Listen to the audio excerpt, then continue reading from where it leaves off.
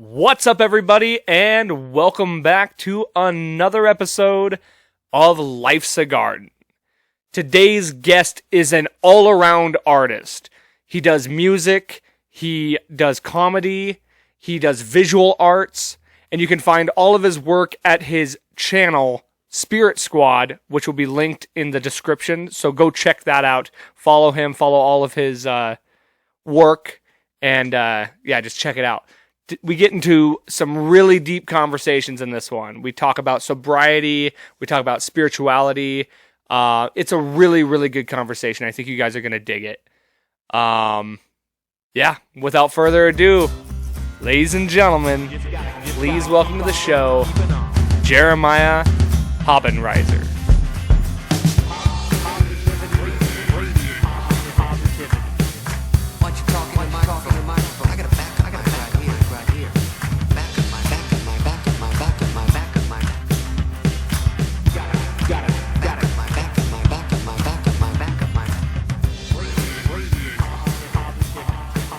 Before we even really started recording, we were talking about all kinds of different creative ventures and things that I was even unaware of that you dabbled in, which is interesting, and I'd like to kind of touch on a little bit of all of them. Absolutely. But before we even do, go ahead and plug whatever you want to plug and any places that people can check you out, any of your stuff, social medias, whatever. Okay. As far as my first main thing, I have a YouTube channel called Spirit Squad Channel R, and you'll know it's us when you see the little teddy bear with the Mustang's cap all blinged out, so that's us. And it's got a little bit of everything. It's got some comedy vids, or what I consider comedy, a lot of music stuff, but mostly at this point it's me doing karaoke, but I try every single thing I can imagine, like every genre, every time period, from like way back to current. Like I think the most current song I've done recently was Sam Smith and Kim Petras' Unholy, and that was a fun one because it's a really popular song, and I thought, okay, yeah, a lot of people are going to watch this, and I think it's at like 7 views, but you never really know what to expect. Because like I said, I'll do something that I'm thinking, okay, a lot of people are going to really like this. And it'll, like, maybe if I'm lucky, I'll get like 50 views. And then there's something I can do that's just like a silly little throwaway thing that I was just doing just for fun. And that'll get a lot of views. So I really don't know what to expect anymore. I've gotten to the point where I do everything, throw it out there, put it on the channel. And if people want to check it out, it's there. And honestly, everybody's like, well, you're doing all these karaoke covers and tributes, which is what they are. And it's also training, too, because I learn from all this. And I look at it like if anything happens to me or whatever, that is kind of like I look at it kind of like Nirvana with the lights out. Because once Kurt was gone, there was like really no new Nirvana material. Like they had that like one song. And so when I bought that, I liked it and it was good. And I liked the different versions of it. But I was just like, geez, this is like, so I guess basically what I'm doing is I'm just trying to do as much as I can, and it's like build like a legacy. So if anything does happen, or I can't do it anymore, or if I get like John Lennon, because I have this fear that now that I'm actually making music and art, just all I want to do is make people happy and entertain and put out good energy and like merit and virtue into the world.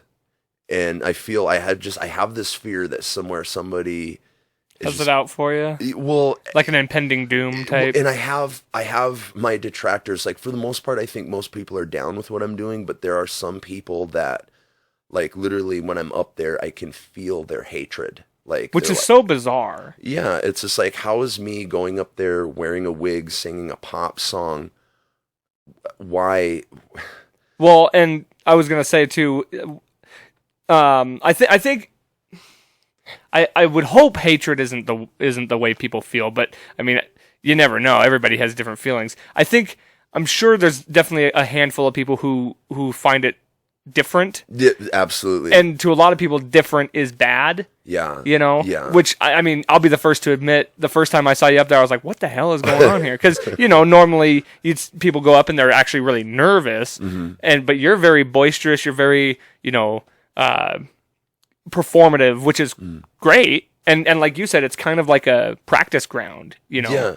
Well, I think I heard this really great quote. I think it was Jimi Hendrix. He said, everybody needs like a room where they can go and just explode and like just put it all out there, almost like an exorcism. I think, which is a lot of times, a lot of songs, especially certain songs, it's absolutely therapy. It is an exorcism. It's a chance to just take these complex emotions and all these feelings and thoughts, and then within the context of that song, it's kind of like what Jimi Hendrix was talking about. It's like everybody needs that room they can go to, and I think for him as well as for myself, I think it's the stage. I feel like I'm a deep cover agent. I'm like an archangel, deep cover that has to go into the world, and I'm trying to.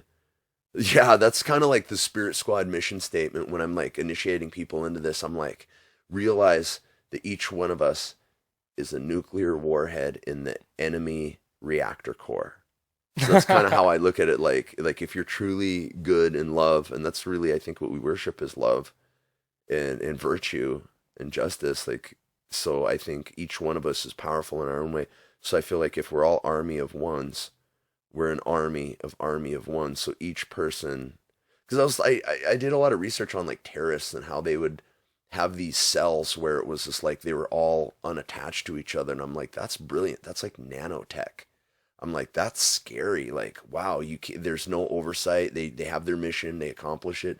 Like, how do you fight something like that? And I'm like, well, there's got to be counterpoint to that. Like, if the bad guys are doing that stuff, well, what about the people? It's just like if they're using hate and stuff, then like let's use love. And a lot of people are like, dude, that's really schmaltzy. And I'm like, I don't look at it like that. I think each one of us I look at it like we all have some kind of gifts. Like we're all mutants, and so we all have our own powers, whatever it may be. And so I think if it depends, it's like, are you using it for good or are you using it for bad? And so my goal is to kind of like imagine if Magneto had Professor X's mindset, and I'm just trying to gather up all these mutants so we can like, I want to like help them like discover their powers, train, use your powers, know that you have a place in this world. You're safe with us. We're all together. If they come after one of us, they come after all of us. And so to me, Spirit Squad is like an army, Spirit Squadron. We're like an army, and it's a love army. That's why I'm learning to put the hearts in the O's, where it's just like, because like Taylor Swift has her Swifties, and I'd like to have my ghosties. Like, because there's a lot of people don't know that seance is kind of like it's a mixture of a lot of things. It's like the base where all these different spirits come in. So it's an awesome sounding board for all these different ideas. And I have an alternate dark persona that I call Pharaoh Phantom. And that's going to be the heaviest, scariest music I've ever made. I'm kind of terrified of it. I don't know how I would be able to even perform that live. Because it's going to be layered and so heavy that I could do some of it. But because I just said to myself, I'm like, how do you make something that's so dark and scary and terrifying that you can't perform it live? You can only buy the CD or download it. And so that's something I'm kind of scared of it. Like we'll cross that bridge when we get there. But like, all I know is that the first album I'm going to make, it's got like a letterbox thing of my eyes, like as scary as it can look, like with my eyes roll back in my head, and it'll have the Egyptian logo, which it's borderline satanic. It's full on satanic, and it's just, the album is called Dusk, and it's all the dark stuff that I want to do artistically I don't want to commit to that lifestyle. And I'm like, I'm not a devil worshiper. I hate evil. I hate cruelty. I hate all that stuff. But this is a chance to like exercise all that poison. And the sad part is it'll probably do pretty well. Right. Because I mean, for some reason, like darkness just sells. And yeah. But I think, here's an interesting thing that I think it was Marilyn Manson that actually said it. The most interesting character in the story is the villain. Always. And for whatever reason, we're attracted to the villain. And whether it's because maybe we're waiting to see justice be given, or because we know that's not the right way to be. Right. So it's just more attractive. It's more interesting. It's more intriguing Yeah. to like get in them. Like that's why all these serial killer documentaries and things like that are so popular because people want to get in the minds of these people and try and understand them because they don't themselves think that way. We all think like the hero, or like the majority of us do. So it's easy to get in that mindset and to understand that, but it's harder to understand evil. Well, and I think we're raised a certain way that's very do the right thing, don't do the wrong thing, be like this, do this. And so the other side of the coin, it's kind of like the grass is always greener kind of a thing, where it's just like, oh, I wondered what it'd be like if I just did whatever I wanted, or what if I just killed anybody I didn't like. And you know, you can't do that in real life without consequences, but that's what's so great about art, is it allows you to do an experience. It's almost like a door to other worlds. That's why I love writing so much.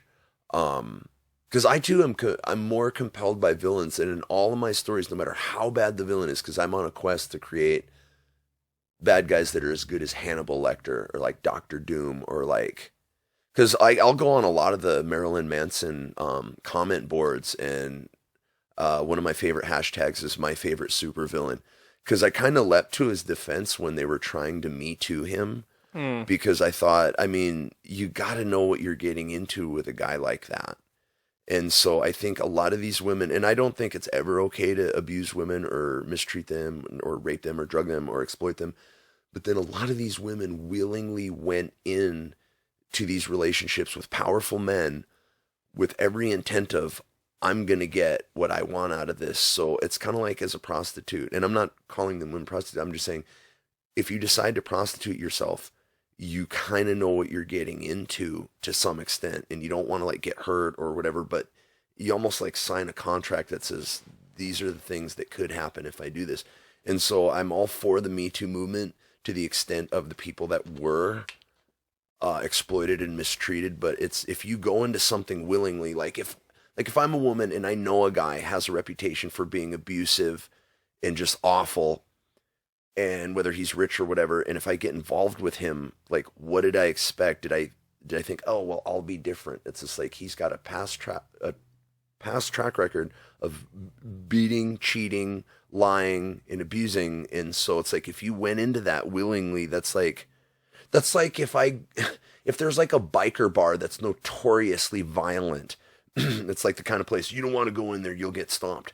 And I willingly go in there, like, I can't be surprised. I'm like, yeah, they beat the living shit out of me and robbed me. I'm like, it was kind of, the writing was kind of on the wall a little bit. Yeah. But I mean, it's a sticky situation because like you said, you don't want to like say they deserved it. Like, that's definitely not the thing that is being said, but it's like, to an extent, you kind of have to have some expectation of reality. And the same thing could happen with a guy. It's like, if you know a girl is notorious for cheating, or stealing or cheating, or whatever, or being a psycho, or is even suspected of killing some of her ex-husbands, like, and you get involved with her, I mean, there's the possibility that it's all lies, because there's a saying, believe none of what you hear and only half of what you see. And I really agree with that, because there's it's like a misinformation engine, and there's so much lies and gossip that it's really hard to know the truth. Like somebody that you've never met, you can hear all these things about, like, oh, she's a whore, oh, he beats his wife. Like, you don't know unless there's always more than one side of a story. So it's like, that's why I hate when people break up and then they're like, and like divorce and nasty breakups like this, slinging all these lies and muck at each other, and you don't know who to believe. And that's like I think that's a really good example of that, was the Johnny Depp and Amber Heard thing, because I think both of them were doing messed up stuff, and then it turned out to be a nasty public divorce where she played the whole victim card. And I'm not saying he was a saint by any means. I think they both were probably pretty awful. But it's not cool to lie. And I just think that whole thing was like ridiculous. And he did come out on top in that. But I have a theory. I think anything that's evil, wrong, any darkness will be brought to light. So whatever you do in the shadows will somehow be made known. So I try, am learning to like live my life as if I were on camera, 24/7. And for me, Because we basically are anymore, God. well, and yeah, and also I think as I've come along in my faith, I realize God knows every single thought you've thought, everything you've said, everything you've done, even if no one else saw it, God saw it. And so it's just like, to me, I had this revelation. It's like someday when our lives are over, and if we have to, like, God's going to, like, look in the book of life, be like, well, looks here. Oh, and he's going to know about everything. And so rather, you can't lie to God. What are you going to be like? Oh, well, and God's not going to accept excuses. I mean, if somebody breaks in your house and you shoot them, that's different. Or if some dudes are jumping you and you end up stabbing a couple of them, well, that's self-defense. Or if you were in war, you didn't have a choice. But for the most part, every single thing you've ever done is going to be in that book. And so I came to the conclusion that's like, Lord, how do I get right now? And not just to save my own ass, but like, how do I be pleasing to you? Like, I oftentimes when I'm praying, I like always thank God. I'm like, please bless these people. Please do this. Please help me do this. But also thank you. Thank you. And I'm learning about like praise and gratitude. And they say you can't enter heaven without thanksgiving.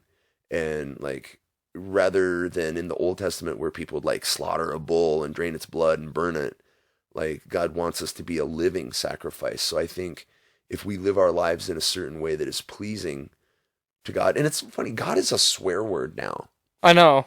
Like if you're like, oh, I love God, they're like, they're like vampires. They're like, well, it's kind of, it's interesting because, I mean, to whatever conspiratory effect, perhaps, it does seem like there's been a very active deconstruction of the modern family. Absolutely. And a lot of that starts with the deconstruction of faith and God and religion, and making sure like it's a bad thing, even though, like, say what you will about religion as itself, because I'm not the most religious person. I'm like, kind of how you said, more spiritual. Yeah.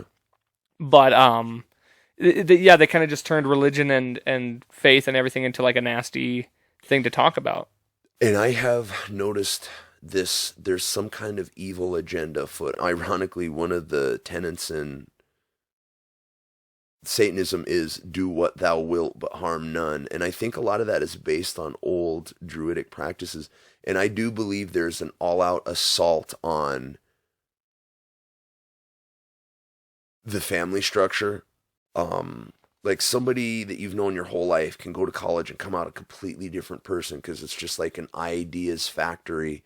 And I really feel there's like some kind of weird evil agenda afoot, because I read a magazine called Tomorrow's World, which is got some really interesting things about how like there's an all-out assault on faith, the family structure.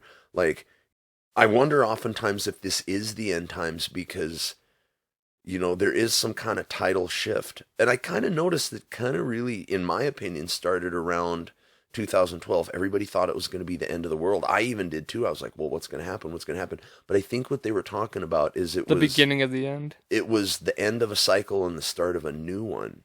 So it could be the end of the world, or it might just be the start of a new phase. Another thing too, and sorry, I didn't mean to cut you off there. They say a lot too that this could a lot of what's happening has happened before, and it typically is the sign of the collapse of a empire. Like the dollar is steadily collapsing. Yeah. Like in ancient Greece or Rome, it was Rome.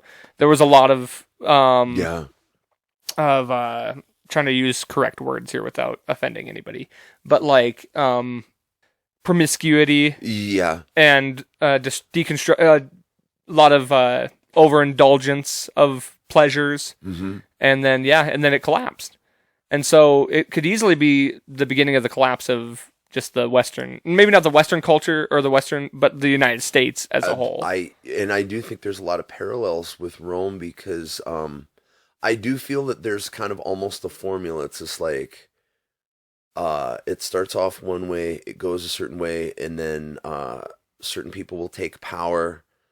They'll have that power. They'll get corrupt with it. Then there will be a revolt, and then that thing will be dragged down, then there'll be chaos for a while, then there'll be a series of rebirths. So I wonder if it's almost like a natural cycle. It very easily could be. And it would show through history too. Because, I mean, obviously we've gone through this before. Humanity's gone through this before. But, you know, then you things like the Renaissance and a whole, and like Enlightenment and things like that, new religious awakenings, new creative awakenings. And I think this is a strange time where there's so much unrest. And my fear, and this is one thing I want everyone to know, especially here in America, like, we need to communicate better and talk. It's just like, why do you feel the way you do? Tell me, and I will listen, and I want to understand what you think, and then I'll tell you what I think. And I think because everybody's talking, but nobody's listening. That's what I think is the biggest problem. Is it's like, I'm right, you're wrong. And to me, what's helped me the most is just like, I realize, well, am I wrong? Could I be wrong? Like, I want to understand everybody's viewpoint so I can, it's kind of like compromise. Like, all good relationships are based on compromise. So I think the one thing I want everyone to know, and I definitely am about this in Spirit Squadron, and especially, I think if we stand together, communication will bring us together. Understanding will keep us together. In unity, it's like united we stand, divided we fall. So, and I think, and I fear for the way things are going in America, because there's like all that stuff going on in China with the stuff that's going on with over there. Like, there's a lot of tensions with that. And then the stuff that's going on in Russia, like with the vote tampering and hacking. And I think with all the unrest that's going on here in America, like, there doesn't need to be a race war. There doesn't need to be a civil war. There doesn't need to be anything. So it's like, maybe we can avoid all those outcomes by working on it better now. Because it's like, I'll see, like, what happened to George Floyd was messed up. That dude had no right to stand on his neck like that. And then there's some people who are like, well, if he would have just got in the car. And I'm like, well, he was scared of getting arrested. So it's like, there's all these different viewpoints. It's so hard to just be like, well, this or that. And it's just like, you can't really know what another person is going through until you've been in their shoes. So I want to make sure that I say that as the world in general, but like definitely in America, we need to find solutions that are viable and communicate and understand each other and stand together, because that's where I think the enemies will come. They want us divided, at each other's throat, fighting, riots in the street, and there is a lot of messed up stuff. Like greed is usually, like, why would 1% of the population have all the wealth? Like, and then there's all these, like, the price of everything is going up, and like landlords are charging these crazy amounts of rent where they're like, we're already making money, but it's not enough, so let's charge more. And then there's this huge problem with homelessness. There's this huge problem with addiction and this fentanyl crisis, and then the immigration crisis. And I always think to myself, well, isn't this entire country built of immigrants? Like, aren't we all immigrants? The only people that really had any right to be here were Native Americans. So it's like every single person here in America is kind of an immigrant. So to think, oh, well, it's okay for us to be here, but not them. And it's such a scary thing that I think we need to understand each other. We need to look at things from other people's perspective. We need to meet in the middle and come together and communicate and try to find some kind of compromise and middle ground where we can find actual solutions. And by us working together and standing together, like in my music, a lot of people are like, they always think I'm like some kind of like satanic gangster screamo tranny rapper, and it is what it is. I it's entertainment. I'm just trying to entertain people and hopefully help them get through their lives. But you'll hear in my raps, no matter how hardcore it sounds or what I'm saying, like at the root, I'm trying to give counterpoint to a lot of this really negative music out there. Like if all I talked about was selling drugs and like committing violence and mistreating women, then like what example? Because I never thought, it blew my mind to realize how many young children are listening to music. Like I never would have thought. Like I was walking to work one day at the fair, and there was like a couple I heard the song WAP playing, and there was these two little kids, they're probably like 3 and 4, and they were singing the lyrics to WAP, and I'm like, they're 3 and 4, and I just kind of wanted to say to the parents, I'm like, you let them listen to that. And I'm not knocking Cardi B, like she's real talented for what she does, and everybody's got a right to do their thing, and you can't knock the hustle. But I wonder if some of these artists, do they realize how many little kids are listening to music, because I never thought about that. Yeah, but you also have to kind of put a little bit on the parents allow, and you can't control everything that your children consume. But that's kind of your job as a parent to parent them into, I mean, it's not Cardi B's job to make sure certain people don't listen to what, like, do consume or don't consume. Yeah. So there is a part of that to be played on the parents. Like, that is literally the parents' job, is to make sure that they stay out of trouble, stay out of danger, don't do look bad out for them, set so boundaries and parameters. And like, because I think if I had a kid, I'd be like, and I don't want anyone to take this the wrong way, but it's just like, would I let my daughter listen to Cardi B? Probably not. Probably wouldn't let her listen to Megan Thee Stallion. I'm not knocking them as artists, because they do what they do. You go on, get your hustle on, ladies. Get it, as they say. But like my daughter, I'd be like, you don't get to listen to that. When you're a teenager, you listen to whatever you want. Well, and that's just it too. It's like, I don't know that they're writing that music for them. No, I don't think they are. I think they're thinking, people my age, people that are grown, and I get it. Because I realize, somebody was saying to me, they're like, that's just like stripper hop. And I'm like, strip clubs, women make a lot of money doing that, and I get it. You got to get your money where you can get it, and then a lot of dudes want to go to that. I personally don't go to those places, and I'm not knocking it. It's just not for me. Like, I think it's exploitive to both genders. Like, a lot of those dancers there are like, I personally, it's not for me. I'm not knocking. If you want to go do what you're doing. I don't want to gamble. I don't want to drink. I don't want to get turned out on drugs. And I don't want to go to strip clubs. There's just, because I've had a problem with all that. Yeah. Ish. Like, and I think it's all of it. You know what it is?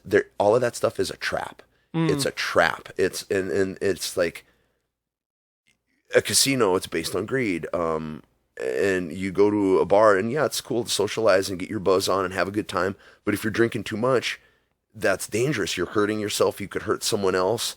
And strip clubs, I think, honestly, I think it demeans everyone involved. But like, then on the flip side, though, some people are like, well, it's empowering to women to be able to do that, and I get that. And it's just like, you got to get depends on the situation. And I feel like, yeah, the money's probably really good, and they make a lot of money. I just feel like it's pretty exploitative to everybody. Absolutely. And it's so weird. Like, I have a hard stance on a lot of things. Like, I'm super anti-cruelty. I'm anti-racism. I'm anti-chauvinism.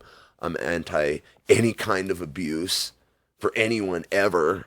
And it's like, if anybody goes on my channel, and sometimes I get on my little soapbox, in the descriptions part, like, I'll do a song and I'll try to be like, oh, this is a tribute to this band, and this is dedicated to who, and it's aimed at, and like, because I've done a few, like I did Charlotte by Kitty as an anti-rape protest, as anti-violence against women protest. I did the same thing with Stone Temple Pilots sex type thing.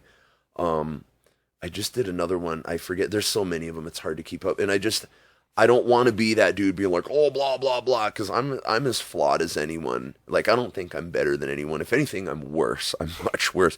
But I'm working on it. And I want to be my best self. And I think that's what I'm trying to do, is help, first of all, get my ish together and get my life together, get my mind right. And then I want to, like, use this platform of music or art or whatever it is to help others be their best self. And I think in doing that, like, once we're all thinking right, living right, being our best selves, it's going to drop the crime rate. People are going to be better. People are going to be happier. Because I've oftentimes thought, I'm like, look at how messed up the world is. So many people are,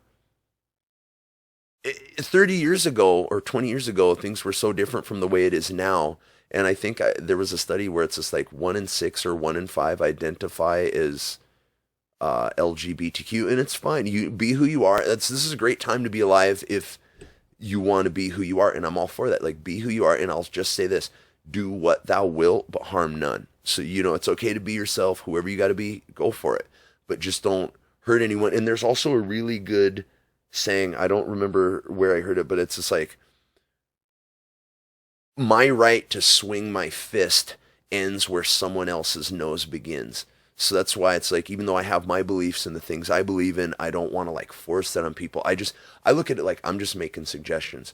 like people that knew me in the past knew I was a mess, I was a wreck, I was self-destructive. I'm surprised I'm still alive, or not in prison. And then I had this like huge seismic change in the way I thought, and then I like started really getting into my spirituality and like surrendering to that beautiful force and love. That's like, people are like, oh well, I don't believe in God. And I'm like, well, I don't think God is some dude with white hair and sandals sitting in a throne of clouds up in the sky, or there's not some dude with like horns and a pitchfork in the middle of the earth. It's like, I think all of that is basically like the idea of good and bad, love, hate. And there's a lot of middle ground, but it's like really simple. It's just like, I worship love.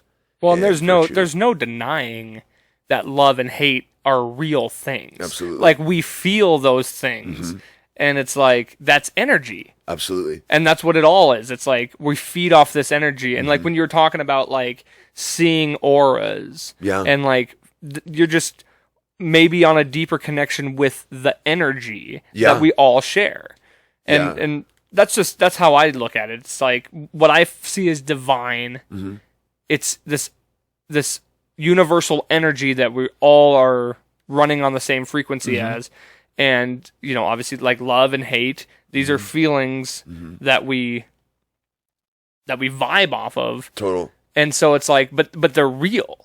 Absolutely. They're real energies that make us change and feel certain ways. Well, and I do think there's different levels to energy, and there's different vibrational frequencies. And I really feel like love is the highest of those frequencies, because when you have love and justice and virtue and all these good things, like in Buddhism, they call it virtuous actions and merit. So by doing the right things, you're sowing good energy into the world. You're creating merit. And every time you do the wrong thing, you're creating bad energy. And they believe that, you know, everything you do affects what happens. So, like, because I'm not like, I don't want to say I'm Christian, but I don't want to say I'm not, because I pretty much study all religions, and I kind of cherry pick, you know. See, like, I think a lot of religions are the same. I think basically all religions are essentially the same, but, you know, obviously with their own spin on it. But essentially, it's all kind of leads back to that energy. Like, we most, I guess not all, I shouldn't speak on everything that I'm not aware of, but most religions, there is a divine entity. Whether that be a god or multiple gods or whatever it may be. Or just an idea. Right. But it all stems from that same spiritual energy that we clearly can feel. Yeah, I definitely believe in that. So when people be like, are you a Christian? I'm like, well, I think Jesus was awesome. I think he was just trying to make things better. So I don't know. I wasn't there. I can't say, did he walk on water? I can't say I wasn't there, but I believe it could be possible. And I think the best thing about faith is you have to believe to activate it. And so if you're like, oh, that's stupid, I don't believe in it, I'm like, well, then it's not going to work for you. But I felt that way for many years. I was so anti-religion. I hated all of that. And I was like borderline Satanist, and I hung out with like a lot of witches. And so that's why there's definitely an occult vibe. But this is what I say, you can believe whatever you want as long as you're not hurting nobody. And I think as long as you're not like trying to shove your ideologies down people's throats, it's like, this is why I say, make suggestions. Like if people ask me, they're like, wow, you're so different from the person I used to know. Like you seem like you're on a lot better path. And it's like, I think I am. I just kind of like surrendered. And it's like the destruction of the ego lie. I think that's what they're talking about in Buddhism. Like the destruction of the self and the fleshly self, it leads to hopefully the ascendance into a spiritual state. And so I think that's the eternal. Like, because I oftentimes wonder what happens when you die. Like when you die, is it just lights out and it's like a dreamless sleep? Or does your soul and your essence go into another life? Because you can't really destroy energy. You can kind of like contain it or transmit it. So I wonder. I definitely think your energy disperses into other. I don't know that it necessarily goes into another conscious being, but you know, I the whole idea of reincarnation and things like that, you know, there's something to that. Absolutely. Like I said, I don't know that you die and become a bug or like you become a bird or, you know, but your energy maybe gets dispersed into multiple places. That's, you know, and you help. Here's an interesting thought. I find when I'm writing music or that when I'm just coming up with ideas. The whole concept is that ideas are energy in themselves. Like we don't come up with ideas. Ideas come to us. Like we harness ideas. Like the Akashic record kind of a thing. Right. Like maybe whatever that energy is from, who knows, maybe past lives, maybe just other people radiating specific energies off of themselves. Total. They kind of just come into you. Like you have to harness it. And some people are a little bit better at that, or some people have a better frequency connection to being able to receive that, and some people don't. And that's why I think more creative people, like creatives, can harness that. Or maybe creativity is its own frequency in itself. And maybe people who are good at theorizing science and mathematics and things like that, they're on a different frequency because they can harness those things better. It's just a theory on ideas in itself, but that's how I feel. Like sometimes I feel like I'll just start singing and and words just start coming out, and I'm like, oh, that's something. Like that's something that I never even thought about, but that's something. Maybe like you're like channeling something, or exactly. Because I oftentimes wonder, where is there just like this? If the Akashic record is true, then all the information and that's ever been or will ever be, it's just like in this huge celestial vault that's just waiting it's like a library of knowledge that's just waiting to be accessed. So it's like, theoretically, if that's true, anybody can tap into that. Like why did Einstein come up with what he did? Like they said he would like stare out, he was like working at some place, and he would just stare out at a street light at night, and that's where a lot of that stuff came from. As he was just staring, and sometimes like Nostradamus would stare into a bowl of water. I guess they call that scrying. And so my theory is that when you let your mind, you kind of like empty your mind. It's like that must be the way surfers feel when they catch like really gnarladacious blue curl, or like when you get in that Zen state where your mind is completely empty, but that's like maybe the purest and cleanest you can think, where it's just like.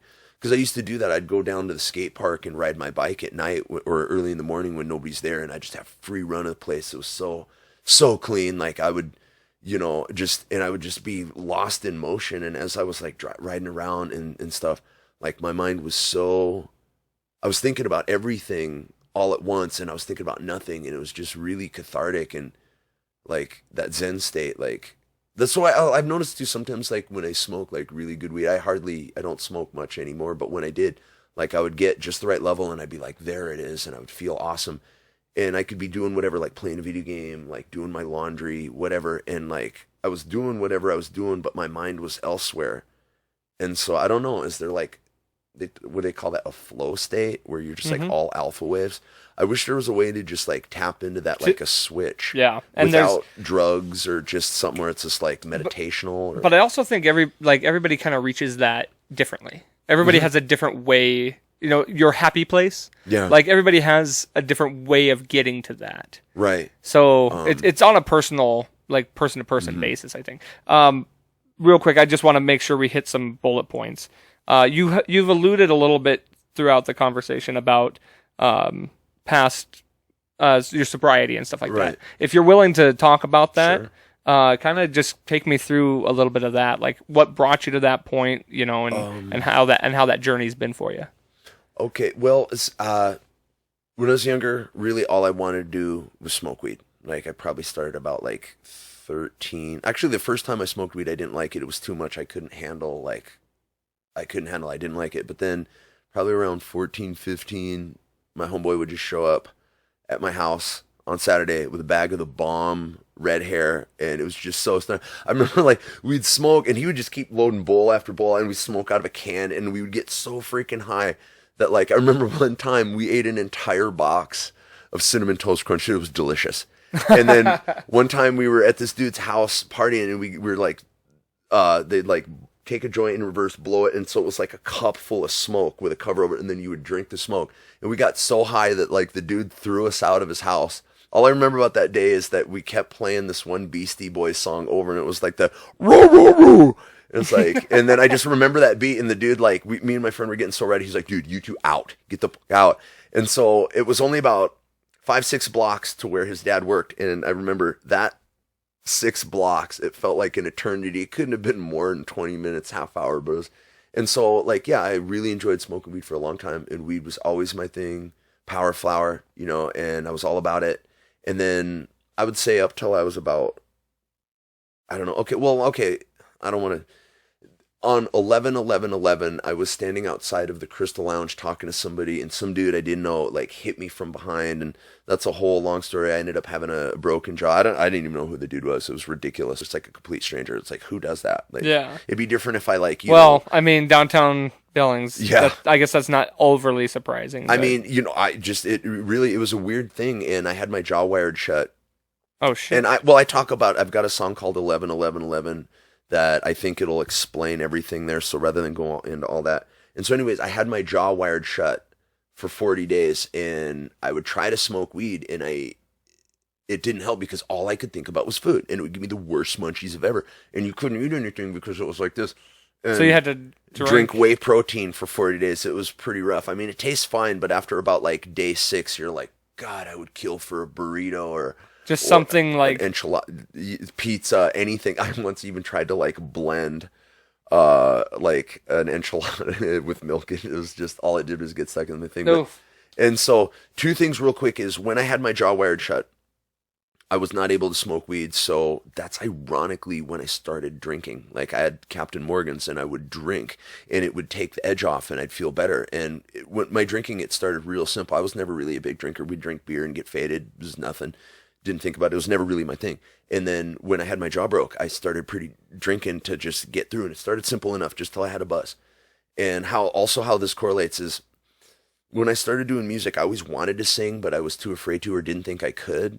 So I would try to sing, but I just didn't think it was good because I just didn't think. So I would only scream. Like when I really first started singing, it was like Korn, Coal Chamber, Mudvayne, Slipknot, Seven Dust, like all these heavy bands and just a ton of stuff like that. And then rap was a huge thing. I was huge into rap, especially gangster rap.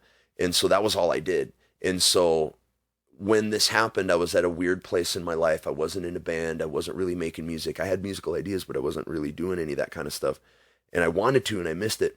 And so when I had my jaw broke, I don't know what it was. Like I was at this really low point, and the song Back to December came on TV. And that song, I don't know what it was. I was at a low point. I was going through some stuff, and that video freaking changed my life. Like I'll put it out there right now. I'm a diehard, hardcore Swiftie, Taylor Nation all day. Love Taylor. She's actually one of my heroes, and a lot of people are like, dude, you do the music you do, and here's what happened is I had my jaw wired shut, and I was getting a drinking problem, and what I would do is I would sing with my guitar. I can't play guitar very good. I can play like stuff like that, but I don't know like notes and rhythm, so I would sit there and try to play along and sing Taylor songs, like especially the album Speak Now. But so I would just go over that whole album as if I was like, and I learned how to sing like oh, and so I learned how to sing that and other country songs. I went through this huge country phase because I was just tired of metal. I was tired of rap, and country was a huge thing. And then I was like, maybe I can be reborn as like a dance pop icon. And I always toyed with that idea. And I'm like, no, I'm too ugly. I'm too stupid. I'm not a good dancer. I'm poor. I'm not what you call attractive. I'm not what they want. And I was just like, okay, but the idea was always there. And so I was really in this huge country phase. And also the song The Truth by Jason Aldean was a life changer for me. Like I heard it one night. I was drunk, coked out, sitting by a fire pit at the rock pile, and I was going to go in there and gamble, and I had a broken jaw, and I was just sitting there just hating life. And I was just like, man, I don't know what I'm doing with my life. And I smoked a little bit of weed, and I was sitting at that fire pit, and I'm like, man, I shouldn't be gambling. I have like $80 to my name. And I was sitting at the fire pit, and that song The Truth by Jason Aldean came on, and I was like, it just resonated. Total epiphany. I'm like, this is the best thing I've ever heard. And like just today, I heard a song called "My Heart Is Like a Truck" by this gal Lainey Wilson. I forget her name, but yeah, I just listened to awesome. I just listened to a whole podcast with her. Blew my mind, and I'm like, I love that kind of music because like a lot of people are surprised because I figure I'm pretty urban, but we live in Montana, and I'm trying to see more of that aspect of all the great stuff about Montana because I never leave the city. Like I'm always in the city, and I love country music. I love all music, but I really like country music. I like pop. I like everything. I don't want to limit myself. So I learned how to sing that night at that fire pit, and I was like suicidal at that point. Like I was hating life. I was not in a good place, and like drinking helped a little bit. I thought it did. And then I remember I heard that song. I was like, I'm gonna go home and work on music. And that's when I started singing country through, like, tell 'em all that I've gone crazy, stuff like that. And that's how I learned how to like sing was through gritted teeth. And I always said to myself, as soon as I get this off, I'm going hard at this, and I'm gonna learn how to sing better. And I've never really taken vocal lessons. I just like sang along to music. I've spent thousands of hours. I'll draw like a little circle on a piece of paper and put it on my wall, and I'll sing to that. Um, and so that was kind of like where all this really, really started for me. I'd been doing the metal, I'd been doing the hardcore, I'd been doing the punk, I'd been doing the gangster rap and all that. And that was great. And we did that, and I don't regret any of it. But I just feel like everything you do, you kind of carry with you. It's kind of like either a medal or a scar or like a scout badge. So it's all of it comes together. And so doing that, so ironically, and I was really mad at the dude for hitting me. I was like, man, if I ever find that guy, I'm gonna fucking kill him. And I just thought about it, and I had to like give it to God. I was just like, Lord, I can't carry this anymore. I'm afraid I might hurt somebody. And then, what if he has a gun, or what if I kill him, or what if I hurt him so bad that I end up going to prison? And it's just like, I don't want any of that. I'm like, Lord, what do I do? And he's like, just give it to me. And I'm like, how? He's like, just give it to me. And so I was like, all right, Lord, I can't carry this. And so now from then to that point where I was like, if I ever saw that dude, I'd kill him. And now I'm like, if I saw him, hopefully he'll be smart enough to be like, remember me. You don't, yeah, I can let it go. If he messes with me again, I don't know what I would do. But honestly, I've grown enough in my faith and as a person to be like, I don't need to seek revenge. Revenge belongs to the Lord. And so, sorry, I'm kind of all over the place here. Now I would thank him. I'd be like, dude, like that was just such a shitty, terrible thing to do to somebody. Just such a random thing. And I almost choked on my own blood that night. Like Jesus. I went home and because I've been beat up a million times, I just sleep it off. I shake it off like a pit bull, like. But you didn't realize how I didn't realize. Severe. Yeah, I mean, I knew I tasted blood and that sucked. But I'm like, I'll just sleep it off and we'll start over tomorrow. And ironically, I was going back that night to go settle the score with that guy, and a bouncer saw a look in my eye. He's like, dude, I don't know who did what to you, or I know that look. Whatever you're thinking about doing, don't do it. And I told him what happened. He's like, dude, I didn't see that guy in there. He probably took off, but whatever you do, just don't do it. Like I've seen this a million times. The cops show up. They don't care what happened. Just go home. Just go home, dude. And I did. Smartest thing I ever did. Went home, went through it all, had my jaw wired shut, got through it, learned how to sing, kind of. In your own way, though. In my own way. I mean, I'm not professionally trained or anything. Like, you know how I learned? How? Karaoke. Well, yeah, and they say that art is not so much technique as it is passion. So I think all art is based on loving it and passion and being enthusiastic and excited about it. Well, if you love it enough, you'll find your way. And then, yeah, you'll develop a technique. Which is the most unique way, because then you don't sound like anybody else. You sound like you. That you have a better way of finding your own voice. It has taken me so many years of imitating in other people that I loved. Like when I was singing Taylor, I tried to sound like her, but then I'm like, oh, but I'm not her. And I'm not just in thinking that about range this is kind of like hard. Like I can still taste that blood in my mouth. And like, honestly, instead of like getting sad about it or being like, oh, poor me, I'm like, no, this was a blessing in disguise. It made me way stronger. It brought me to my faith.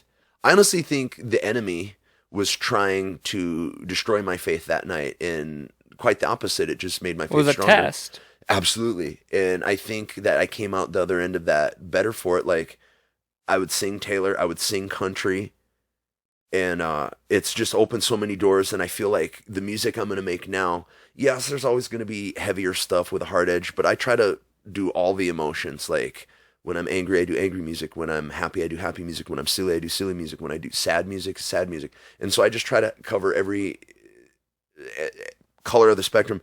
And so I guess long story short is, and this actually circles back to what you're saying about sobriety. So I had a really bad drinking problem, and I would drink a little bit and then smoke a bunch of weed and go sing country or Taylor or whatever was on the radio. I just put it on the radio and sing along to it. And I have tons of CDs. I would just sing, everything, everything. And so that was what my musical training was just basically, imitating the people that I loved, trying to sing with them. And so I always thought that you had to be high or have a nice buzz going, because I would just drink enough till I got that warmness in my stomach. Then I'd smoke a bunch of weed and I would sing for hours. Or like I would just like everywhere I would walk, I would just freestyle for hours. And so I guess kind of what you're saying is the struggles with my sobrieties. That was kind of, I think, where the drinking really started for me, was when that happened. And this went on for years. And I kept doing music. I got creative again, was doing music, didn't. But unbeknownst to me is I was drinking all the time, and I didn't see it as a problem. It was just something fun to do. It was something I'd look forward to. I'd go to work. Probably became habitual. And it started off simple enough, like a few shots, smoke a little bit of weed. And then I did this thing where I wanted to see where I worked at. I wanted to just go outside and smoke weed, but it was a really busy place downtown, and there was always people coming. I was so afraid of getting caught smoking weed that I was just like, and there'd be cops everywhere. And I was like, man, I don't want to lose my job or get arrested or whatever. And so like, eventually I was just like, all right, I'm just going to see if I can do this without smoking weed. So I challenged myself to see if I could go without getting high all the time. And before you know it, over the course of time, it was just, turns out it was really easy. Like at first it wasn't, but then in time it was just like, I don't have to be high all the time. I mean, sometimes you want to be, and that's fine. You know, if it works for you, if it helps you, because a lot of people don't want to take pills, but if you smoke a doob or whatever and take a couple hits, smoke a bowl, and you're feeling good, hey, if that works for you, it's legal now. And I'm pretty sure that's why it's here in the first place. So anyways, I challenged myself to stop smoking weed, but then I'd still smoke at night. And then I would come home and I would get my fade on. I would get buzzed. And then it just got weirder and weirder and weirder, to the point where I was drinking like almost every day. And I didn't really think about it until like I realized that like bad stuff kept happening to me. Like just like, oh my God, I couldn't even, it would, long story short is, it got to a point where I realized, holy crap, this is out of control. Like, I got to stop this. And then I would stop for a little bit, but then I'd keep drinking. Or whenever I would lose a job or go through a breakup or something hard would happen, or I'd lose someone, and then I would drink to deal with that pain, cope with it, trying to like mitigate the damage or escape it. And that went on for a long time. And I realized that this is not the right way to handle it. Like, I'm running from my problems. And it came to a point, honestly, I think, like, at the start of 2019, I got sober for about like the first 4.5 months. Then I lost the job I had, and I was cool for about 2 weeks. And then I had a little bit. And then before you know it, it was on again until like September. Then I got a new job. Then I got better for a little bit. And when I had the job, I was okay. Then when COVID hit, I was cool for like about a week or two. And then before you know it, I was drinking every day again. Like, and I'm not talking just a couple of, I'm talking like, I would drink till I blacked out, and there would be like food the next morning in the microwave. That was like, I'm like, oh geez, I would cook food, but I wouldn't eat it. And then I would wake up with such a bad hangover that I'd have to keep drinking. I call it werewolfing. And then that just went on for a long time. And then I got a job. I was doing really good for a long time. Then I lost that job, relapsed again. So I think what it is I take things really hard. Like I take losses hard and failures hard. And it's like you spend all this time getting involved with people and meeting new people and trying your best. And then something will happen. And then you take it really hard. And then I tend to implode. Like if I don't have a sense of purpose or like goals or like structure to my life, I really tend to like fall apart. So that's why I have to really keep focused. And so I guess to answer your initial question, I'm sorry. No, I mean, it's all, I'm all over the road like Easton Corbin. I've noticed that like this year, when I stopped working at the DoubleTree, that was a really hard thing for me. That really hurt me deeply. And I was like, at first for a couple of weeks, I was fine. I was just going about my life. I'm like, it's fine. I'll get another job. It's no big deal. I'll be fine. But then, I don't know, for some reason I kept putting it off, and I was just like, kept thinking, well, maybe they'll hire me back. We'll figure it out. And that never worked out or materialized. I had a lot of really cool friends there that were all pulling for me. They're like, yeah, we'll talk to them. They just wouldn't do it. Whatever. I don't really fit into the corporate structure. Well, I try, but at the end of the day, I'm like, I look at it like, I'm a wild animal. I'm from the jungle. Like, I try to be a part of their world. I want to be a part of their world, but at the end of the day, you're still a tiger. You can take the tiger out of the jungle, but you're still a tiger. And so, long story short, that didn't work out. But you didn't fall back on the on the alcohol being did you? Well, here's what happened is I lost my job right around Halloween-ish in 2021. And that was cool for about a month. Wasn't drinking, wasn't doing nothing. And then, I don't know, probably around Thanksgiving was a hard time. I was alone and I didn't have any structure and I was running low on dough. So long story short, I was like, well, I'll just have a little drink. And sure as shit, and before you know it, I was drinking every day. I don't remember anything from like December of 21 to like May or June of 22, whatever last year was, what it's 23 now. So yeah, like for like 6 months, like I was just lost. And then I was like, okay, I got to stop. So I went, kept going, and it's just like, even though I was trying to quit drinking, I was just like, okay, I'm gonna lay off. I'd stop for a couple days, and then I'd be back at it. And then I'd stop for a couple days, I'd be back at it, and I'd feel worse and worse, and every time, and it'd be more and more and more. And then like my dog died, and lost some family members, and a lot of things. And I was just going through a rough patch, and I just was trying to hide and run from that. And then I think it was probably in like late July, I got to a point where I was drinking so much, like those big liters of vodka. I could go through a whole one of those in about a day and a half. Shit. And there would I would go to the liquor store and I can fill, as I know my backpack, I can fit 7 liters of that really shitty Potter's vodka in my backpack. And so I would be going there almost every 2 weeks.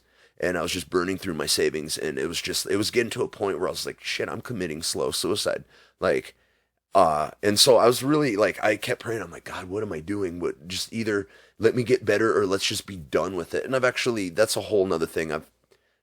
Suicide, it's not, I mean, I can understand if you're dying of cancer and you're terminal and there's no hope, then, you just want an easy way out. And some people are suffering so bad and you don't know how to deal with your pain and you're just like, let it be over with. And I was at that point where I was about ready. I can't tell you how many times sat with a gun in my mouth. I'm like, just do it. I just do it. And I'm ready to do it. I'm ready to leave. And I'm like, I'm done with this. I don't care what happens. And then I think about all the people I care about. I don't want to go out like that. I don't want that to be my legacy. I'm like, but I don't think I can do it. I'm a failure. I'm never going to be anything. So I mean, that's the struggle that they all have. Yeah. It's just the choice of whether to do it or not. And ultimately, they say 100, almost 100% of suicide survivors, regret that, or they are glad that it didn't work out. Yeah, I can, that's a whole nother story, but I want to say to anybody out there that's listening or that's struggling with that, whatever you're thinking, don't do it. There is a light at the end of the tunnel. You just got to get through the dark part. Things can get better. And it's just we can't run from our problems. We have to face them head on. It's just imagine our problems as dogs and cats or wolves chasing us, and we're running from them. But sooner or later, you got to stop and let it overtake you, and then you got to face it. And ironically, once you do that, there's catharsis in it. It's like a little death, and then you're reborn. And so, what got me sober was I would wake up in the morning so bad, I would literally try to drink myself to death. It's weird that I'm admitting this, but I would literally drink so much that I was already faded. I'm like, just keep, and there's other stuff too. And so I would wake up in the morning. I'm like, why am I still alive? So I keep drinking. And then I remember it started taking its toll on my body. My body just was basically telling me, it's yeah, you're done. You're this close to the edge. And then I was just like, fuck, I know I'm fucking up. I want to stop this. And then so I would sit on my front yard, just praying to God after a really bad bender, be like, how do I stop this? How do I stop this? And God basically, it's not like I'm hearing voices, but he just made it clear to me. God made it clear to me. He's like, give it to me. Just like that thing with the anger and the hate and all the vengeance. And I was just like, well, how? He's like, just give it to me. He's like, just stop. I was like, God said to me, he's like, if you do your part and do what's possible, I can do the impossible, but you got to trust me. It's like that leap of faith in Indiana Jones in The Last Crusade. You're looking down there, you're like, no fucking way, I'm going to jump down there, I'll fall to my death. And that's the leap of faith. And if you take it, you're like, oh crap, I'm okay. And so, yeah, towards the end of July of 2022, I made these choices. I was like, okay, I'm really going to do this. I'm really going to do this. I need to do my part. I need to stop making excuses. I need to face these things. And so, a friend of mine, he's like, dude, you need to get a job. I'm like, I know, but I got to get sober first. And so as I was working on that, a friend of mine came by and he's like, yeah, they're having some blues fest down at Metro Park. They're paying like 19 an hour. So if you want to like go make some money tonight, and I needed the money real bad, he's like, go check it out. And at first I was like, no, I don't want to do that. It's too temporary. That's not enough. I need something full time. But then God was just like, what are you running from? You need money now. Go do it. And I'm like, all right. Well, opportunity arises and you know what's opens crazy? doors. That night that the dude brought me that information to do it, I had been sober for several days, and I was like, okay, I'm doing good. And then I had the temptation to drink. I was like, man, I really want to drink really bad. And I was like, so it was basically life and death right there. I was just like, if I drink, I'm not going to go to that thing. I'm going to miss that. Nothing's going to happen. I'm going to be in the same boat I am. I might die, and nothing will change. And then the other God was just like, why don't you go check it out, do it, you know not to drink. And so basically I was like, okay, no, I'm going to try it. And I did. I showed up. Didn't know anybody there. Didn't know anything. I just showed up. I'm like, talked to the main guy. I'm like, hey, I want to work. And he just put me to work, and I've been working there since. And I've been sober since, I guess, August of 2022. And I'm not going to lie. I've had a few relapses. Like I'll go a couple months and I'm like, you've been good. And it only happens when I have nothing on the horizon, when I don't have, it's those days where, because I try to keep my calendar, there's always something. Like every day there's something or multiple things. Like just today, Dakota's podcast, work, perform, whatever it is, library, write, whatever. And so as long as I have something, goals, and I think that's super helpful to anybody that's struggling with sobriety, is it's true what they say, idle hands are the devil's playground. So if you really want to get sober, you just got to structure your time better and spend it doing things, whatever it is that you love, whatever your hobbies are. Spend more time with your family, educate yourself, maybe take some classes, get a second job, spend more time with friends, just be creative. Mental health in general, like just absolutely. People dealing with any kind of mental health issues that they just feel like there's no positives, or there's no like good in the world, or there's anything that like bogs you down or makes you feel bad. To stay busy, to stay active, whatever that may be, whatever, like you said, hobbies, whatever, because that's what you said is kind of keeping you is maintaining your channel, putting out content, because, and like you said, you've done like comedy, music, you got all kinds of things going all at once. You're dipping your toes in a lot of different waters, and it's really been helpful. Like,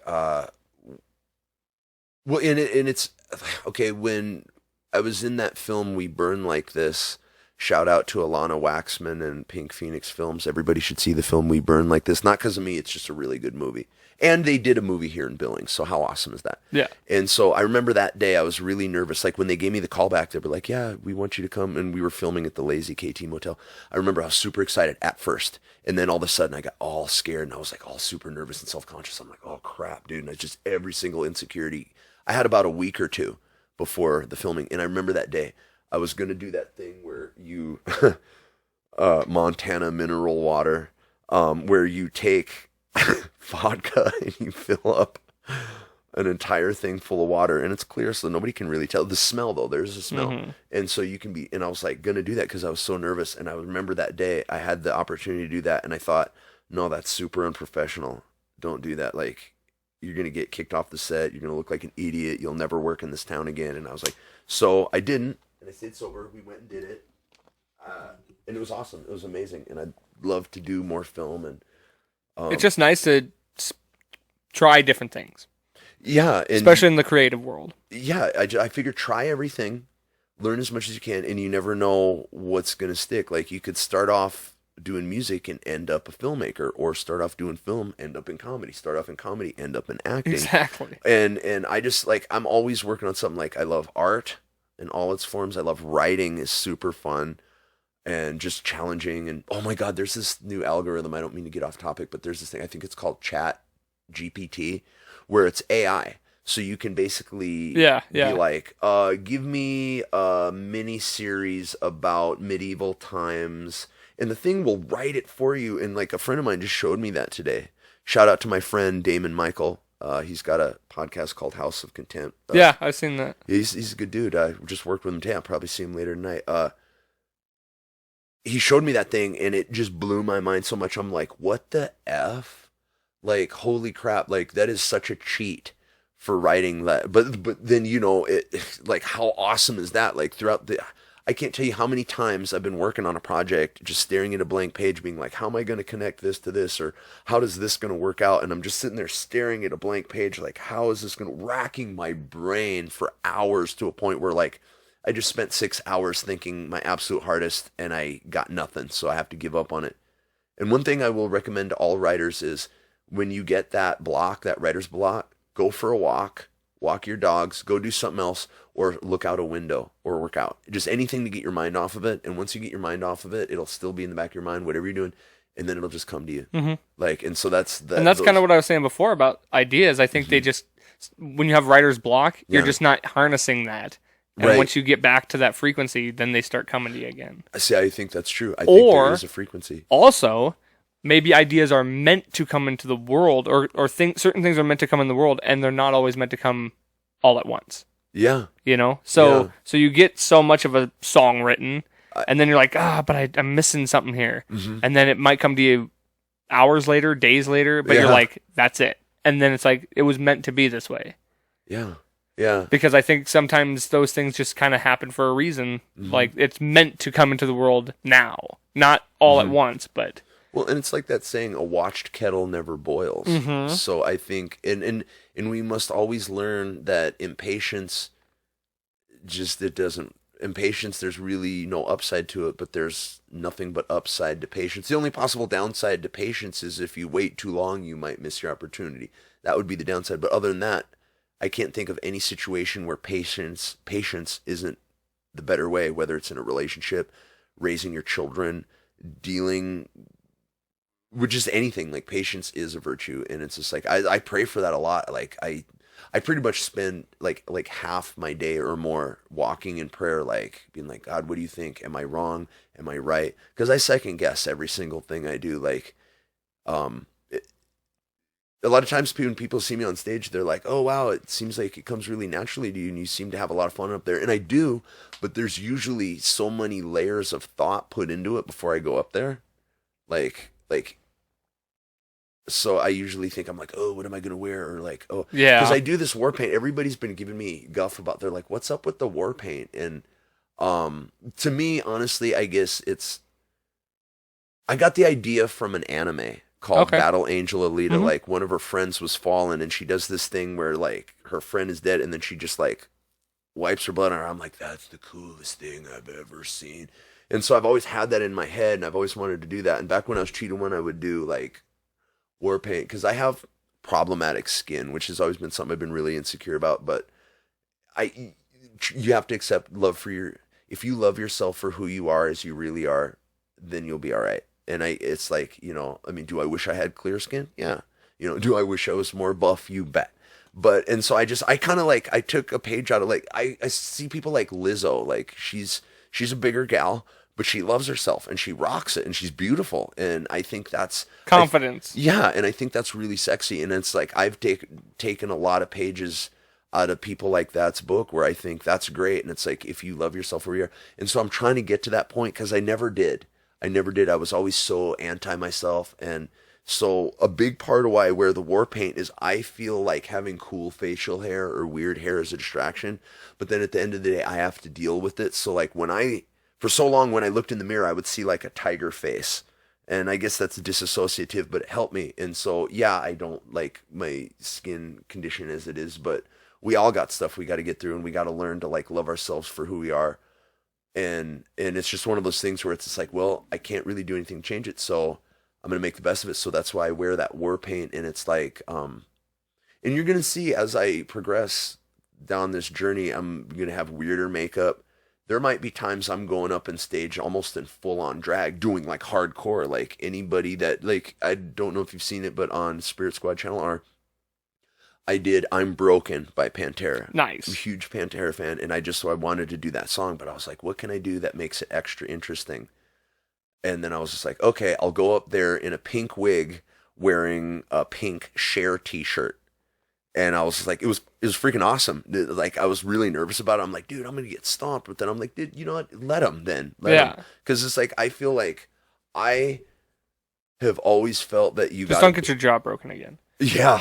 I mean, that's preferably the goal. And I just the other day I was thinking to myself, I'm like, man, I really go after it. I just really try whatever comes to mind. And I like that as being an artist. That's exciting and interesting and intriguing to me. And I want to be that artist that Well, a lot of people don't do that. And because it's real easy to play it safe. And there's a lot of wisdom in that, you know. But then at the same time, I think like I'm not. You miss a lot of chances too. Well, and I've made all different kinds of music throughout the course of my life, and I always tried to do what I thought what they would tell me or what I thought would work. And I'm like, I was always trying to like, and so I just came to my conclusion. I'm like, I'm going to make the art I want to make. Of course I want to be, you know, beloved and to an extent successful. I'm not really doing it for money anymore. Like it'd be great if money came, but I think money would just contaminate everything and confuse me. I've been poor my whole life. I wouldn't know what to do. What would I, you know, I'd be dead within a month. It's like most people, if they won the lottery, it turns your life into a nightmare. Like it's probably cool for like a month and then it's a nightmare. So I feel like if I ever get successful, let it be from hard work. And God, here's the fun. Okay, what I'm trying to do with seance is like I always felt there's like music I want to hear. There's stuff I want to see, and I rarely see it. Occasionally, I come across a new group that I like Spirit Box. They're awesome. They're awesome. I love Spirit Box. They're super like, cool. I've been waiting for something like that. That was like the only thing I saw at the Grammys that I thought wasn't total BS. Yeah. And I was just like, I saw him, I was like, yeah, they're awesome. And I just found out about them recently. Really? Like, yeah, same too. So same good. So good. They're definitely going places. And so there's I want something that I can't find, and I have all this music and I have all this access to music and I see cool stuff here, there, this, that. But then I realize I'm like, okay, well, it's like that saying, you must be the change you wish to see. So it's just like, I'm hoping I can fill that void. And even if I am considered a freak or that weird satanic tranny screamo gang rapper or whatever, people are going to say what they're going to say. But anybody that knows me knows I'm a good person. I care about people. All I want to do is make things better and help people. And I'm blessed to be a blessing. So no matter how weird my stuff is or how crazy or out there it gets, it's just entertainment. I look at it as theater. And at the end of the day, it's for a good cause. Like I am working on an album with several different people. It's going to be called Arsonist. And I was thinking to myself, I was actually ironically shoveling out horse stalls at the Metro on like 100-degree day. And I was just sitting there. I'm like, man, I'm glad to have a job and I like working here. I like everybody I work with. I love these people. But I'm wondering myself, how long can I do this? This is a really physical work. And I'm like, how long can this go on? And I'm like, well, maybe your art will take off. And I'm like, well, that's cool, but I don't want to like do it for money, because then once you start doing it for money, you have to like dilute it and do what they tell you. Like that's my biggest fear. It's like, that'd be cool to get like $1 million deal from some label. Then I don't have to worry about money anymore. But then they're like, okay, we want this. You can't say that. You can't do that. And well, we also live in a prime time for independent. Yeah, it is. It's like the prime time for that, to be self-promoted and do your own thing, have your own label, just like the SoundCloud rapper thing, you know? Right. I mean, it's only gotten bigger from there. I have been thinking about that a lot, and I mean, I figure even if I was just like a little flash in the pan novelty, if I could just make enough money to survive off of, that would be great. But I love music so much that no matter how much style I have, if it doesn't have substance, it's just empty calories. It's like fast food. My biggest thing is doing it for legacy almost, or just it's not really to get famous or money or anything like that. It's just to have something to leave behind. Yeah. Something that people can listen to and it can maybe have some effect on somebody. Totally. In some way, shape, or form. Well, and you're contributing to the culture. And I think, isn't art the most honest you can be? Mm-hmm. It's like when someone laughs or when they cry. That's like literally them being 100. And it's what I'm trying to get to. Like I said, for so long, I tried to do what I thought they wanted me to say. Oh, they're going to like this, or oh, this will be bad, or oh, I'll be so badass. Oh, people are going to think I'm so whatever. And then now I'm realizing I'm like, I just want to go up there and just bare my soul. And like no holds barred, probably almost to the realm of TMI. But to me, that's entertaining. I love artists that hold nothing back. Like, I would rather be loved Actually, no, I would rather be hated for being who I really am than loved for being something I'm not. Of course, I'd rather be loved because, like, I look at Taylor, I study her. Like she is such an amazing songwriter and such an amazing person, and like her shows are amazing. Like, I would love to take it to that level where I can entertain a crowd, an arena full of people, and have them like they're singing every word and they're like crying, but like tears of joy. Like, I would love that. Yeah, I mean, moving them. That would be, scary but wonderful at the same time. And so I figure I've been underground for so long, and there's nothing. I love the underground. My heart will always be with the underground and the independents because those are the people that are really doing it. They're saying what they want to say. They're doing it their way, and my heart will always be with them. But then I always wondered, I kind of feel like Kurt Cobain, like you struggle in obscurity for so long that it's like, you know what, I'm going to take this underground shit overground as hard as I can. Like, kind of like Marilyn Manson said, he's like, I am above ground and out selling it, and it's again, not about the money. And so I'm hoping I can create something that people like, because I set the bar really high. And it's just like, it's either really good or I don't want to do it. Because I could easily churn out album after album of drivel. Like, that's why I'm kind of like moving a little bit away from the rap stuff, because I feel like, what haven't I said? What haven't I done? And then how do I be true to myself? And I recently had an epiphany. It's like, I'm going to rap about the things I really want to talk about. Video games, life, funny stuff. Like, here's an example of a rhyme. I was doing this song. I hijacked Chris Brown's Look at Me Now because I really liked the beat and it was a good song. And I was like, I just hijacked the song and I wrote my own lyrics to it and it was really fun. So I'm going to hijack a lot more songs in the future. And so one of the lines is, somewhere in Georgia, outside of Macon, bought a prize pig. I call him Kevin Bacon. And I was just like, that is what I want to do. It's silly, it's funny, it's ridiculous. It doesn't have to make sense. And of course I want to do like, narrative storytelling and real life song. I'm going to do a little bit of everything. Well, and that's good too. And it's good that you listen to other genres and stuff and kind of take from different places, because then you can just create something completely unique in it itself. Kind of like cherry picking, because I've really been inspired by like people like Jelly Roll, how like he's a stud. He can do rap, he can do country. I really like his country. That dude is a boss, and I just love any artist that stays true to their vision. Like don't do it for money. The best advice I've ever gotten from any musician was, they were like, don't do music to get rich and famous. Do music for the right reasons. Do it because you love it. And be willing to live in a van, be willing to be uncomfortable out on the road, be willing to be on the road 9 months a year. Do it because you love it. And if you're doing it for the right reasons, then you're going to love what you're doing. And so that's been such a help to me, because when I started out, I thought cash, jewels, whips, hoes, and I was just so blinded. I was so dumb. Like, I think most artists see that at some point.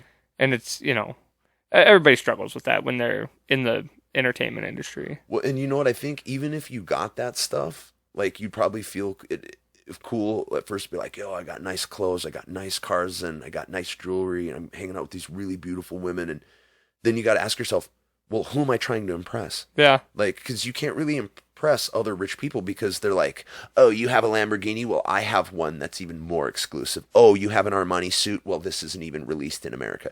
And so it's just like, and you're not impressing non-rich people, because it's almost like you're rubbing their noses in it. Yep. Like all my life when I was a kid, I wanted Air Jordans, like especially the '92 Dream Team ones, the awesome ones. And I would be like, Mom, can we get the Jordans? She's like, no. And I'm like, the day I pay $100 for sneakers is the day you get a job. And I was like a little kid. And then I was like, Mom, why can't I get Jordans? She's like, you get yourself killed for that. And honestly, in Illinois, they will murder that ass for a pair of Jordans. Irony being, even if they don't fit.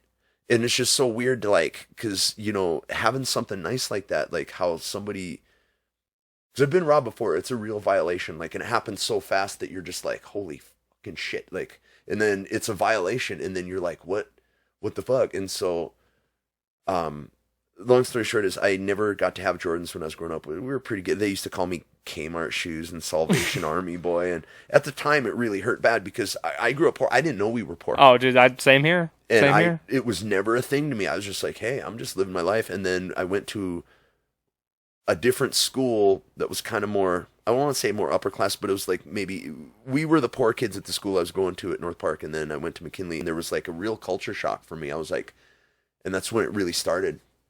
And then I started getting a complex because I never thought about that stuff. I was just like, I'm happy with whatever. I'm happy to have shoes. I'm happy with my Spider-Man t-shirt. And so, not too long ago, I've been working a lot. I've just been working. And, so I eventually, bought myself a pair of Jordans, and I really liked them. They're super cool. They're almost so cool to the point that I would just like put them on my wall and just look at them like, like finally. Total, like, it's just the way Jay Leno must feel about his cars. That's why I feel like you'll see these like episodes of Cribs, like these rap dudes got all these crazy sneakers, and I'm like, I totally get that. It's like cars for your feet. And so I have these Jordans, and I've only worn them a couple times while performing, because the first time I wore them, I just thought to myself, this is crazy. Like, I'm walking around the ghetto in $150 sneakers, and there's people out there that can't afford to eat, and I felt really guilty about that. And it's just weird. So even if I do, God willing, get successful, if I don't, whatever, I'm used to being poor. It's fine. I'm going to be fine either way. But this is the epiphany I had when I was shoveling out manure I was like, Lord, how am I going to sell this album? Like, this is Montana, dude. I'd be lucky to do 5,000 units out here, if that. And no matter how popular I am or how many friends I have, I'd be lucky to do 1,000 units. And then I'm like, okay. And then God's like, that's your problem. You're thinking about what you can get out of it. It's like, what can you give? And then I'm like, well, so don't sell it. Should I just release it for free on the internet? And he's like, make your album. God says, he's like, make your little album with your, and he's like, just do your best work, make this Arsonist album, and then sell it for $13, because 13 is my lucky number. Sell it for $13 or whatever, and then donate all the album proceeds to charity. And I'm like, what? And then, but I remember I was like, whoa. And then he's like, your music will prosper because you're doing it for the right reasons, and you're going to help a lot of people. Like, I want to help out, like the Centers for Missing and Exploited Children, something to do with prevention of cruelty to animals. I'd like to do something like, for literacy, to help firefighters get the gear they need. Just really, just anything that's helpful and really helping people that need it. Because honest to God, like, each one of us can do, and that's the whole thing. We didn't really talk about it, but I long time ago, I started this thing called the Do Something Kind movement. It started as a challenge. Like, if you go on Spirit Squad Channel R, some of the first videos, it's a DSK thing where we cleaned up, somebody like left a bunch of litter out kind of by 17 miles. So we went out there, spent a while cleaning it up, and so it's, honestly, I'm going to put the word out to DSK right now. All you have to do a DSK video is go see something, like you see some garbage or you see some graffiti, clean it up, pick up the garbage, pick up the dog poo, sweep up the glass. You see a lost dog, go find them, like try to find their owner. So here's how you do a DSK video. And I'm going to start doing more of these myself, is you show the thing that's the problem or is problematic, film it, and then you get some shots of you doing whatever, and then you show the end result, and at the end of the video be like, DSK. And that's the thing, DSK. So it's like, when you hear me being like, what do you claim? I'm like, DSK all day. And so it's the Do Something Kind army. And so each one of us doing these little acts of kindness, I think, is going to be super beneficial. And sometimes I'll be doing this stuff, and somebody will be like, that's really awesome. And it makes me happy, because I'm not doing it to get noticed. I'm just doing it to do it. I've been doing this since probably 2005. Like, we got this Christmas bonus of $25 at the Montana Brewing Company in 2005. And I was like, well, what should I do? I have weed. What do I do? And God's like, well, share it with somebody. So I went around on Christmas Eve in 2005, handing out money and giving food to like homeless people. Like, there was this group of like 7, I don't want to say bums, but like homeless people, scary guys, really scary guys, straight in the heart of the like North Side ghetto, like the North Side wasteland.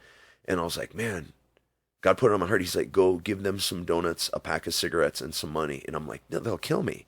And he's like, I got you. And so it was a thing where it was kind of like that leap of faith thing again.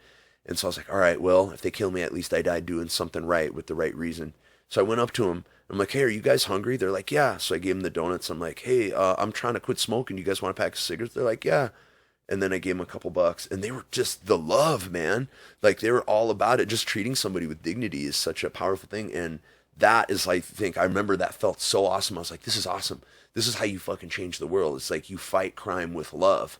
And by abstaining from non-virtuous actions, that is a form of virtuous action. So I was just like, okay, this is, so I do a lot of like street outreach ministry work where I'll just go see some homeless people and I'll give them some food. I'll pray for them. I'll talk to them, give them some couple bucks, like anything I can do to help. Clothes. Like if you go on the channel, you'll see that at Christmas, I went down to the mission. I do this thing called Santa Claus every year. Nice. It's really funny, and it's fun because I just dress like a hip hop Santa, and for some reason the character has taken on this whole Chris Farley inflection. He's like, I don't know why, it just happens naturally. I feel like Chris Farley's spirit's moving through. It's like, let me tell you a little something about my life, if I could get a word in edgewise, you little bastards, and just screwing around. And it's like really fun and funny. And then at the end of the day, a bunch of people are blessed. I went to the Montana Rescue Mission with a bag full of clothing donations. Good stuff, too. Like thermal socks, hats, some gloves, just stuff I thought people would need. Ton of toys for the kids. I gave this little girl this like really cute stuffed animal cat with a rainbow tail, and she was so happy, and oh my god, I started tearing up. Like, she was so happy. I'm like, that's why I'm doing this. Like, and I gave him a bunch of food too. I think around then total with all my donations to Salvation Army and the rescue mission was probably around like $800, which was a lot. That was like my whole December check, but it was worth it. And yeah, I lived on ramen for the whole month, but I felt awesome. And I'm not like doing this to like, oh, come look. I'm doing it, try to get the word out about DSK, because I think anybody that gets on board with this, like I just like started this idea. It's like rolling a snowball down the hill, and I'm hoping it'll avalanche, and then everybody can get on board and let the idea be, how fun is it to bless others? We're blessed to be a blessing, and so I'm hoping that DSK can be a fun, positive, fun thing. It's just like the way people like to play golf. It's awesome. It's fun. You're like, you want to play golf this weekend? Let's go. Or like a kind of thing where, and then let it be not necessarily for competition or whatever, but like let it be a healthy competition where it's just like, oh, I saw your most recent DSK thing. That was awesome. I'm doing one. Cool, dude. I'm going to do another one. You should do one. And then everybody, it's not like we're competing with each other, because really the end goal is just to bless people. But if there was going to be a competition, it's like, how much can we bless people? Like, that's a positive thing. Like, instead of people being like, oh, well, I have a nicer car, or oh, my girlfriend's hotter, or oh, I live in a better house, or oh, I have nicer clothes. Let it be like, and we're not saved by works, we're saved by grace. But I do think by helping others, it's just, I don't see any downside to it. So the whole point of DSK, and when you see me doing this, that's like, this is the opposite of flipping somebody off, right? Okay, so this is the opposite. So when you see me doing this or whatever, it's like, bless you, I love you, I hope good things come your way, I hope you were healed, I hope you were blessed. So a lot of people are like, why are you throwing your gang signs? And I'm like, this is the opposite. And no, my fear is that there's probably some huge gang out there, probably like MS-13, they'll be like, hey, what's that fucking white boy doing with that shit? Let's kill him.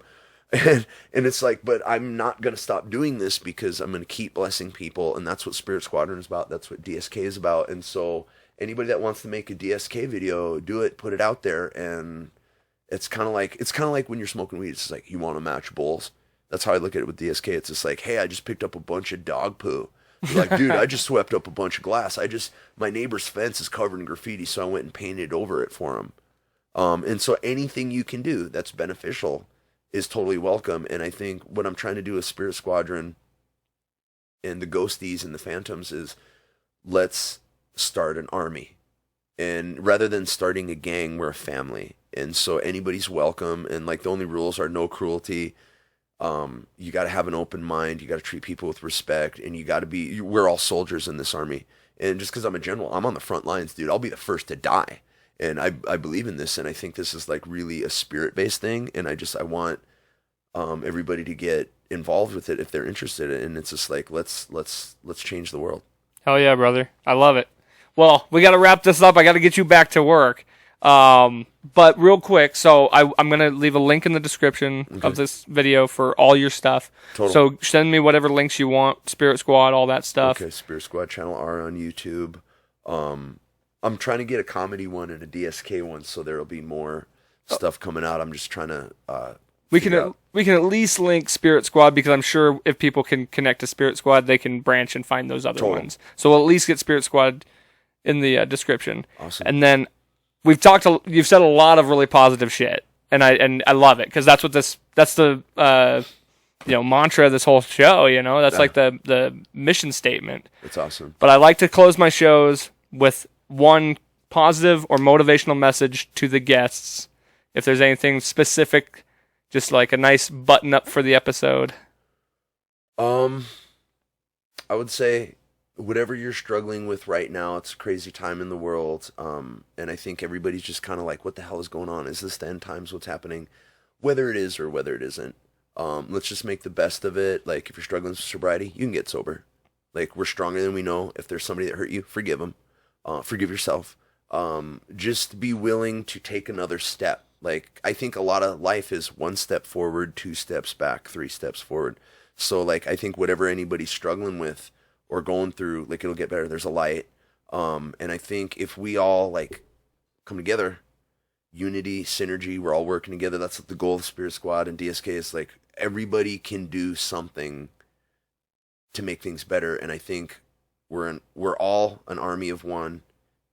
And so my vision is an army of one. So all of us working together, like what you're doing with Cutthroat. Like, I saw you guys were killer. And I just think your vibe is so killer, and like, you guys are really good. I think, like, you guys start playing around Montana, dude, people are going to see how awesome what you guys are doing. And I just think that's really positive. And I'm just hoping that we, here in Billings, we get kind of a bad rap out here. So I think if, everybody that's doing art, all us creatives, like, kind of like put together, and instead of competing with each other, like, let's all work together and support each other. Let's turn this into a hub of arts and culture. Because, like, you're seeing, like, the underpasses, that gal, Alyssa Leininger, that's amazing. Like, that's all it is like bird poo and, like, gang graffiti. And then she puts this huge mural, and then what they did on the Grand building, like, this is awesome what Terry Porter was doing. And I've been trying to talk to the DBA about, like, maybe going to some of the places downtown and putting some really beautiful murals up. So that's another thing we're kind of working on. We're just waiting for them to get back to us. So I guess if I could say anything, it's just like, do something kind, think positive, and just do something to bless somebody else, and you'll be blessed for it. I love it, man. And just it all, you sow good seeds, and life's a garden, my man. Absolutely. Well, hey, I appreciate you coming on. We'll have to do it again, because I'm sure there's a lot more we can cover. Oh, you betcha. I had a blast. Oh, yeah, I did too, man. So thank you, everybody, for watching. Much appreciation. If you enjoyed this episode, make sure you like, share, subscribe. And most importantly, don't forget, life's a garden. Dig it. Just gotta